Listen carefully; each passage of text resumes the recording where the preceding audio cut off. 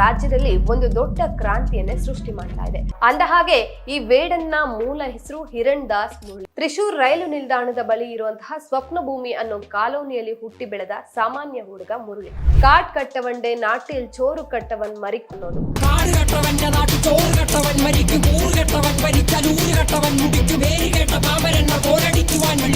Malayalam rap song ಕ್ಷೇತ್ರದಲ್ಲಿ ಹೊಸ ಸಂಚಲನ ಸೃಷ್ಟಿಸಿದಂತಹ ಈ ಬೇಟೆಗಾರ ತನ್ನ ಬೆನ್ನಿಗೆ ಬಿದ್ದ ಅಸಮಾನತೆಯ ವಿರುದ್ಧ ಕಟ್ಟಿದ ಪದಗಳು ಕೂಡ ಅಸಮಾನತೆಯನ್ನೇ ಉಸಿರಾಡುವಂತಹ ಜಾತಿವಾದಿಗಳ ಎದೆಯಲ್ಲಿ ನಡುಕವನ್ನ ಹುಟ್ಟಿಸುವಂತಹ ಹಾಡು.